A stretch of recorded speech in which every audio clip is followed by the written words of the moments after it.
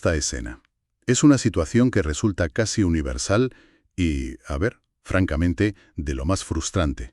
Son las 8 de la tarde. Un cansancio absoluto en los huesos. Buf, esa sensación es terrible, sí. ¿Verdad que sí?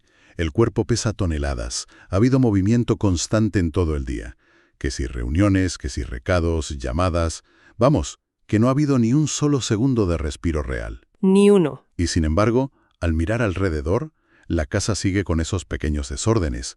La ropa sin doblar en una silla, hay una lista interminable de correos sin responder. Y sobre todo, queda esa pesada incomodidad en el pecho. Esa sensación de que todo se ha quedado a medias. Exacto. Esa sensación brutal de que, a pesar del agotamiento, todo está a medio hacer. Todo en el tintero. Es el clásico síndrome del día desperdiciado. Y bueno, lo más engañoso de esta sensación es dónde solemos buscar a los culpables, porque solemos equivocarnos de lleno. Claro. Siempre echamos balones fuera o nos exigimos más. Eso es. Lo habitual es culpar a la falta de horas o incluso dudar de la propia capacidad. Aparece ese pensamiento punzante de, si hubiera tenido más tiempo, si fuera alguien más eficiente, pues esto no pasaría. Ya, el látigo de la culpa. Totalmente. Pero la realidad, cuando se analiza desde la neurociencia y la psicología del comportamiento, es que ese agotamiento tan aplastante rara vez viene del esfuerzo físico o de la falta de tiempo real. Y precisamente por eso, el documento que tenemos sobre la mesa para el análisis a fondo de hoy resulta tan revelador. Se titula 4 reglas simples que pueden cambiar tu vida. Un título atrevido, desde luego. Muy atrevido, sí. La misión que tenemos en este espacio hoy es desgranar estas fuentes y descubrir cómo esa fatiga mental diaria no es culpa de un calendario imposible. Es culpa de una serie de hábitos invisibles, casi microscópicos. Actúan como pequeñas fugas de agua, ¿verdad? Exactamente, drenando la energía gota a gota. Y hay que destacar algo brillante de este material, porque estas reglas que proponen los textos no requieren suscribirse a una aplicación carísima ni irse a un retiro al Tíbet. Son herramientas puramente mentales. No cuestan un solo céntimo. Ni uno. Así es. Aunque, me gustaría establecer un matiz crítico desde el principio con esto. Adelante, claro. El verdadero valor de esta información no reside en entenderla a nivel puramente intelectual. O sea, la teoría es muy atractiva, es fascinante leer sobre productividad, pero el cambio real del que habla el autor solo se produce en la trinchera del día a día. En la práctica pura y dura. Totalmente. Es la fricción física de la acción lo que altera nuestra percepción del tiempo. Si esto se queda en una simple reflexión teórica, no servirá de absolutamente nada. Entendido. O sea, hay que bajar al barro. Hay que bajar al barro, exacto. Pues vamos a empezar por el principio. Para resolver ese gran enigma del día agotador pero improductivo, el texto nos invita a mirar hacia lo más minúsculo. Tareas que parecen inofensivas. Las microtareas. Sí. Por ejemplo, imaginemos la típica escena de media tarde. Alguien se termina un café, deja la taza en la mesa del salón y piensa, bueno, luego al levantarme la llevo a la cocina. O llega una notificación al móvil, se lee el mensaje y, al ver que requiere pensar un poco, bloqueas la pantalla con un «ahora no, luego le contesto bien». Esa es clásica, pues aquí entra la primera técnica. La regla de los 2 minutos. La premisa es tajante. Si algo lleva menos de 2 minutos hacerlo, hay que ejecutarlo en el acto. 0 debates. En el acto. Pero claro, al leer esto, la primera analogía que viene a la cabeza es tecnológica. Yo lo veo como esas aplicaciones abiertas en segundo plano en un teléfono móvil. O sea, es una analogía muy, muy precisa. Es que no se están usando, pero la batería se esfuma igual, ¿no? Efectivamente. En psicología esto se le llama el efecto Zeigarnik. Básicamente postula que el cerebro humano recuerda mucho mejor las tareas inacabadas o interrumpidas que las completadas. Ah, qué curioso. Lo fascinante aquí es el concepto de ruido mental. Cada pequeña tarea que no se completa, esa taza de café en la mesa, el cerebro lo procesa como un ciclo abierto. Es exactamente igual que tener 40 pestañas abiertas en el navegador del ordenador. Eso es. La memoria de trabajo, que además es súper limitada, tiene que destinar una porción de su capacidad a mantener vivo el recordatorio. Hay que recoger la taza, hay que contestar a recursos humanos, hay que sacar la basura. Y cuantas más pestañas hay, más lento va el sistema operativo. O sea que el peso no es lo que pesa la taza de café físicamente. No, el problema es una carga puramente emocional y cognitiva que satura la mente en absoluto silencio. Vale, vale. Vamos a desgranar esto con ojo crítico, porque surge una objeción que me parece fundamental para quienes nos escuchan. A ver, ¿No convierte esta regla a las personas en una especie de robots hiperactivos y dispersos? Quiero decir, estás redactando un informe importantísimo. Ves que la planta necesita agua, algo de menos de 2 minutos, o entra un correo rápido. ya sé por dónde vas. Claro, dejas el informe para regar la planta y te destroza la concentración. Da la impresión de que uno se pasaría la vida saltando de microtarea en microtarea. Y reaccionando a cada estímulo. Sí, esa es una excelente observación. Y el texto hace una distinción crucial para evitar ese caos absoluto. Menos mal, porque si no... Claro, el objetivo de la regla de los 2 minutos no es vivir en modo reactivo ni interrumpir el trabajo profundo. Se aplica principalmente en las transiciones del día. O sea, cuando pasas de una cosa a otra. Eso es. O cuando estás realizando trabajo administrativo más superficial. El fin último no es hacer más cosas por el simple hecho de tachar listas, es eliminar peso residual innecesario. Limpiar la mesa de trabajo mental. Exacto. Pero fíjate en un detalle. La capa más profunda de todo esto, la que realmente cambia la estructura mental a largo plazo, no es el orden externo de la casa. Ah, no. ¿Y qué es? Es como esta pequeña acción constante reeduca la propia identidad. Un momento. Reeducar la identidad. A ver, eso suena a palabras muy mayores para algo tan trivial como meter un plato en el lavavajillas. Lo parece. Pero la neurociencia y la psicología de los hábitos lo respaldan de forma contundente. La autoestima y la autoimagen no se construyen solo con afirmaciones positivas frente al espejo. Claro, diciendo lo genial que eres. Exacto, eso no basta. Se construyen en gran medida por las pruebas empíricas que nos damos a nosotros mismos mediante acciones. Al completar sistemáticamente estas microtareas, cortas de raíz un mensaje subconsciente. Ese mensaje de «soy un desastre, lo dejo todo para luego». Eso es. Y en su lugar, mediante la neuroplasticidad, refuerzas una nueva evidencia. Soy alguien que actúa, alguien que resuelve los problemas en el acto. Tiene un impacto directo en la autoimagen. Es transformar quién eres con gestos que apenas duran 120 segundos. ¡Qué barbaridad! Vale, pues la progresión lógica de las fuentes nos lleva ahora al siguiente nivel. Aquí es donde se pone muy interesante. A ver, Porque si la primera regla soluciona esa inacción física instantánea frente a lo obvio, ¿qué ocurre con esos asuntos que requieren un poco más de carga analítica, pero que seguimos esquivando constantemente? Pasamos de dejar objetos por la casa a la inacción pura en las decisiones. la inacción mental. ¿Sí? Y la segunda técnica se bautiza como la regla de no lo toques 2 veces. El ejemplo de la fuente es demoledor, por lo dolorosamente habitual que resulta. El de los correos, ¿verdad? Sí. Abrir la bandeja de entrada, leer un correo complicado, suspirar, cerrar el correo sin hacer nada y volver a abrir ese mismísimo mensaje al día siguiente para repetir el proceso. Es que si lo pensamos en el mundo físico, es casi cómico. Es como mover un montón de facturas de la mesa del comedor a la silla para poder cenar. Y al día siguiente de la silla al sofá para sentarse. Inviertes energía en mover el problema de sitio. Pero el problema sigue ahí, intacto. Exacto. Entonces planteo la pregunta del millón. ¿Es posible que ese agotamiento brutal de las 8 de la tarde no sea cansancio físico, sino pura fatiga de decisión por todas esas microelecciones pendientes en el limbo? Completamente.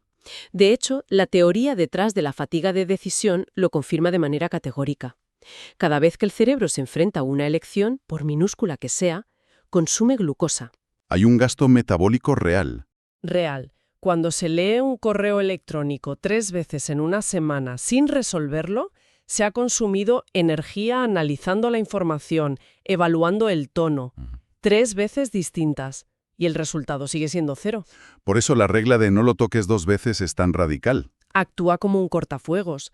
Plantea que, en el momento en que algo capta tu atención, hay que forzar una resolución inmediata, eligiendo entre 4 opciones exclusivas. Las 4 opciones de la fuente. Sí.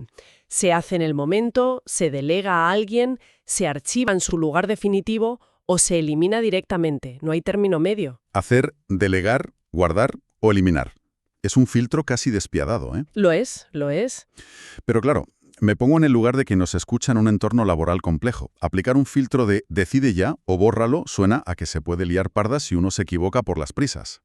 Ya, el miedo al error. Claro, forzar una decisión en el acto no genera más ansiedad. Muchas veces postergamos porque estamos buscando la respuesta perfecta, el momento idóneo. Pues esa es la trampa mental por excelencia. Mucha gente cree que tiene un problema de desorganización o de gestión del tiempo. ¿Y no es así? No, en realidad sufren de un grave problema de perfeccionismo e indecisión paralizante. Buscar el momento perfecto es una ilusión. Totalmente. Tomar una decisión en el acto, aunque esa decisión sea simplemente archivar esto hasta el viernes, evita que la atención se fragmente. Desde un punto de vista energético, una decisión subóptima tomada hoy consume muchísima menos energía mental. Que una decisión perfecta dentro de 2 semanas. Exacto, tras 2 semanas de rumiar el problema a diario. Cuando decides algo, aunque no sea una obra maestra, devuelves de inmediato la sensación de control. Dejas de ser la víctima de los correos. De sentir que las exigencias te atacan y pasas a sentir que eres quien dirige el tráfico de su propia vida. Es un cambio de postura absoluto. Pasar de la defensa al ataque. Y esto nos lleva a un contraste que me parece la parte más fascinante de todo este análisis. El cambio de ritmo. Exacto. Hasta este punto, el mantra de las 2 primeras reglas ha sido la inmediatez absoluta. Hacer ya, decidir ya, velocidad por bandera. Sin embargo, el texto da un frenazo en seco al hablar de decisiones de gran calado. Ahí la inmediatez es peligrosísima. Sí, advierte que esa misma inmediatez se convierte en nuestro peor enemigo. Así llegamos a la tercera técnica, la regla de las 72 horas. Una regla salvavidas, la verdad. Desde luego, la premisa establece que hay que esperar exactamente 3 días antes de actuar ante decisiones importantes, especialmente grandes desembolsos económicos o compromisos de tiempo y energía. Es un giro de guión necesario para mantener el equilibrio. Porque, a ver, si nos fijamos bien, vivimos inmersos en una era de impulsividad inducida. Ya te digo. El entorno moderno está diseñado desde la base anatómica de nuestro cerebro para anular cualquier tipo de espera. Claro, pensemos en cómo funciona todo hoy en día. Todos a un clic. Ofertas flash con un contador rojo parpadeando. Billetes de avión que avisan de que solo quedan 2 asientos. Invitaciones a eventos donde si no confirmas ya, te quedas fuera. El famoso FOMO, el miedo a perderse algo. ¿Cuántas veces compramos suscripciones anuales o ropa carísima que acaban acumulando polvo? O aceptar favores por no saber decir que no en el momento, y al día siguiente te arrepientes amargamente. Totalmente. Pero claro, entonces, ¿qué significa todo esto en la vida real? ¿Cómo sobrevive una regla de 72 horas en un mundo diseñado para castigar al que espera? Si espero 3 días para comprar un vuelo, el precio se triplica. Si un cliente pide confirmación para un proyecto, esperar 72 horas parece poco profesional. A ver, si conectamos esto con la perspectiva general, hay que distinguir muy claramente entre las urgencias operativas reales. Como ese billete que fluctúa por algoritmos. Exacto, o una crisis laboral, y distinguirlas de las urgencias fabricadas por el neuromarketing. Lo que hace la regla de las 72 horas es crear un espacio de seguridad entre el estímulo y la respuesta. De forma artificial, digamos. Forzosa y artificial, sí. Cuando surge esa necesidad visceral de comprar el último móvil o de decir sí a un nuevo compromiso por puro entusiasmo, esa decisión rara vez nace del córtex prefrontal, que es nuestra área lógica. Nace de la amígdala. Nace de un pico emocional brutal en la amígdala. Puede ser ilusión desbordante, puede ser miedo a la escasez o una falsa urgencia por una descarga de dopamina. Es decir, la regla actúa como un sistema de enfriamiento del motor, ¿no? Para evitar fundir los plomos emocionales. Exactamente. Fisiológicamente, un pico emocional agudo necesita tiempo para metabolizarse. Tienes ahí un torrente de adrenalina y dopamina. Y eso no baja en 5 minutos. ¿Qué va? Necesita volver a niveles basales. La espera de 3 días garantiza que esa niebla química se disipe por completo. Y entonces lo ves claro. Al pasar esas 72 horas, la perspectiva cambia radicalmente. Es evidente la diferencia entre una necesidad real, que sigue estando ahí, y un mero capricho impulsivo que ya se ha esfumado. En cuanto desaparece el estímulo brillante, desaparece la necesidad. Así es. Es un acto de rebeldía tremendo porque fomenta algo rarísimo hoy en día, la coherencia. Sustituyes la reacción animal automática por una intención verdaderamente deliberada. Me parece brillante, porque pone un freno de mano indispensable a la locura moderna. Así que, recapitulando el viaje, ya sabemos qué microcosas hay que fulminar rápido con los 2 minutos. para no arrastrar lastre, eso es. Sabemos cómo procesar la información de un solo toque para no agotar la glucosa mental. Y sabemos qué decisiones hay que meter en la nevera 3 días para no cometer errores por la dopamina. ¿Pero queda algo más? Queda una última barrera, y creo que es la más difícil. Porque, ¿qué pasa cuando no hay confusión alguna? O sea, cuando se sabe perfectamente lo que hay que hacer. Ay, amigo, la resistencia pura. Exacto. No hay dudas emocionales, no hay excusas lógicas, no hay que organizar correos. Hay que ir al gimnasio, salir de la cama a las 6 de la mañana en invierno, o tener una conversación difícil con un familiar. El camino está clarísimo, pero el cerebro se niega a arrancar. Esa inmovilidad paralizante que te deja pegado al sofá. Uf, sí. Y así llegamos a la última técnica, la regla de los 5 segundos. El concepto es de una simplicidad que roza lo infantil, la verdad. Si hay que hacer algo que genera resistencia interna, se cuenta hacia atrás mentalmente. 5, 4, 3, 2, 1 y la persona se mueve físicamente. ¿Es imposible no pensar en un lanzamiento espacial? Total, la clásica analogía de Cabo Cañaveral. Una vez que la cuenta regresiva llega a 0, el cohete tiene que despegar sí o sí. No hay debate con la torre de control. Pero aquí tengo que ser el abogado del diablo, porque suena demasiado bonito. Dispara. ¿De verdad basta con contar hacia atrás como si jugáramos al escondite para hackear un bloqueo mental complejo o una pereza épica? Es lógico dudarlo por lo simple que suena, claro. Pero esto plantea una cuestión importantísima sobre la biología evolutiva y cómo nuestra propia mente trabaja activamente contra nuestros objetivos modernos. ¿Así? ¿Cómo es eso? La mecánica psicológica detrás de este conteo no es magia motivacional, no es un truco barato.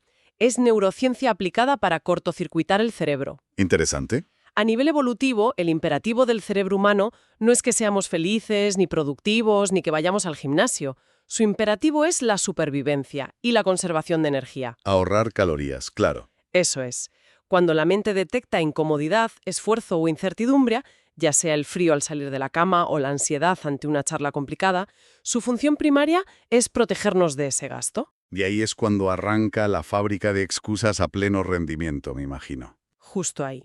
Inmediatamente se activa lo que se conoce como la red neuronal por defecto, que es, por así decirlo, el piloto automático del cerebro. El que te habla al oído. Exacto. Y empieza a tejer un diálogo interno justificativo brillantísimo. Te dice, quizás sea mejor hablar este tema mañana, que estaremos más tranquilos. O, hoy llueve a cántaros, no pasa nada por no entrenar un solo día. Además dormí mal, me lo merezco. Y cuanto más tiempo dura ese diálogo, más profunda es la parálisis. Le estamos dando tiempo al cerebro para armar un caso judicial perfecto que justifique quedarse en el sofá. Le damos cuartelillo al enemigo interno. Y entonces, ¿qué hace el simple hecho de contar del 5 al 1 frente a todo este mecanismo evolutivo? Pues el conteo regresivo corta físicamente ese proceso. Contar hacia atrás no es un proceso automático como contar hacia adelante. Es verdad, exige pensar un poco más. Requiere atención consciente. Y eso obliga a despertar a la corteza prefrontal, que es la parte del cerebro responsable de la lógica y la toma de decisiones. Al hacer esto, interrumpes de golpe la red neuronal por defecto. O sea, apagas el piloto automático. Es como activar el control manual en un avión que iba en picado. Literalmente, no se le da margen de tiempo a la mente para construir el sabotaje. El cuerpo físico se mueve en ese estrecho margen de 5 segundos antes de que la pereza pueda tomar los mandos. ¡Qué fuerte! Es un hackeo del sistema en toda regla. Sí, sí. Y lo verdaderamente profundo de esta técnica no es solo arrancar, que ya es un triunfo. Es la transformación psicológica que viene inmediatamente después de la acción. ¿A qué transformación te refieres exactamente? ¿Al alivio de haberlo hecho y quitártelo de encima? Al alivio, sí, por supuesto, pero sobre todo al impacto enorme en la autoconfianza. Descubrir empíricamente que es perfectamente posible actuar a pesar de sentir una resistencia brutal. Que no necesitas estar inspirado. Para nada. Es la demostración de que no se necesita la famosa motivación para hacer las cosas. Tenemos muy mitificada la motivación. La vemos como un requisito previo siempre. Y es un error. La motivación es un estado emocional errático y volátil. La constancia genuina nace de la acción pura. De hacer las cosas sin ganas. Aprender a arrancar sin ganas, aprender a encender los motores al llegar al cero, es la frontera que separa a quienes logran transformar su realidad de quienes se pasan la vida planificando hacerlo. La acción no es el resultado de sentirse motivado. Al revés, supongo. La gran ironía humana es que la motivación es casi siempre el resultado de haber empezado a actuar. ¡Qué gran verdad! Pues es un viaje mental tremendo el que plantean estas fuentes. Pasamos por todos los estados de la productividad y la psicología. Un recorrido muy completo. ¿Sí? Por hacer una síntesis final y ordenar este mapa mental. Tenemos la regla de los 2 minutos para fulminar las microtareas y limpiar la memoria RAM. Exacto. La regla de no lo toques 2 veces para cerrar ciclos y matar la fatiga por indecisión. La regla de las 72 horas para blindar nuestro tiempo frente a los secuestros de la amígdala. Y el conteo de los 5 segundos para dinamitar la pereza evolutiva. Resumen perfecto. Todas parecen brillantes. Pero, y esto es clave, el autor de los textos hace una advertencia final, casi en tono de súplica, que no podemos pasar por alto. Y tanto que no. Intentar aplicar estas 4 reglas al mismo tiempo a partir de mañana es una receta 100% garantizada para el fracaso más absoluto. Y es vital subrayar esa advertencia porque es el error más clásico y destructivo en cualquier proceso de desarrollo personal. El subidón de motivación, no. Totalmente. El entusiasmo inicial, tras escuchar esto, nos lleva a querer reformar nuestra existencia entera en 24 horas. Ese intento genera un pico de exigencia brutal, una sobrecarga del sistema nervioso y termina inexorablemente en la frustración. Y el abandono total a los 3 días. Al tercer día estás peor que al principio. El consejo central de las fuentes aboga por un minimalismo táctico estricto. Hay que elegir solo una regla. Una sola. Única y exclusivamente la regla que, durante esta charla, haya generado esa punzada de incomodidad, esa sensación de, madre mía, esto es exactamente lo que me pasa a mí todos los días. Se escoge esa y se empieza a aplicar hoy mismo en la siguiente oportunidad. Sí, porque la repetición de pequeños gestos, a veces casi imperceptibles, es lo único que marca una diferencia real a largo plazo. Lavar un vaso a nada más terminar el agua. Decidir archivar un correo de una vez. Dejar esa compra enfriándose 3 días o levantarse de un salto del sofá al llegar al cero en una cuenta atrás. Son estos minúsculos actos repetidos los que transforman el entorno externo y eventualmente acaban creando un profundo, inquebrantable orden interno. Esa es la auténtica llave maestra para desterrar de una vez por todas esa pesadez de la que hablábamos al principio. Completamente de acuerdo. Y creo que todo este análisis nos empuja hacia una reflexión final sumamente provocadora que sobrevuela todo el documento. A ver. A lo largo de la vida es muy habitual definirse y encasillarse con etiquetas súper rígidas. Es común escuchar cosas como «soy una persona muy desorganizada» o «siempre he sido perezoso por naturaleza». O tengo un carácter impulsivo, no lo puedo evitar. Eso es. Se asume que esos rasgos son componentes fundacionales e inamovibles de nuestro ADN psicológico. Pero claro, a la luz de estas herramientas y de cómo la neurociencia explica la identidad, surge una pregunta fascinante para dejar flotando en el aire a quienes nos escuchan. Adelante con ella. Si el mero hecho de aprender a esperar, aprender a decidir en el acto o aprender a ignorar el piloto automático puede reeducar el cerebro y cambiar la autoimagen, ¿hasta qué punto eso que se considera una personalidad inquebrantable es en realidad solo una gruesa costra de malos hábitos invisibles que se han cristalizado con el tiempo? Es un planteamiento que le da la vuelta a todo. Totalmente. Y la parte verdaderamente esperanzadora de esa idea es que si solo son hábitos, si no es una condena genética, significa que es posible empezar a reescribir quiénes somos hoy mismo. Quizá la próxima oportunidad para hacerlo aparezca en los próximos 5 segundos. ¡Qué buen cierre! Un gran mensaje para llevarse a la práctica. Pues con esa idea nos quedamos. Muchísimas gracias por acompañarnos en este análisis a fondo. Invitamos encarecidamente a poner a prueba este conocimiento hoy mismo, en el mundo real, lejos de la teoría. Ha sido un placer, como siempre. Porque tal vez esta misma noche, cuando el reloj marque las 8, la casa no parezca un campo de batalla, la mente no pese toneladas y por fin esa molesta sensación de haber dejado la vida a medio hacer haya desaparecido por completo. Hasta la próxima.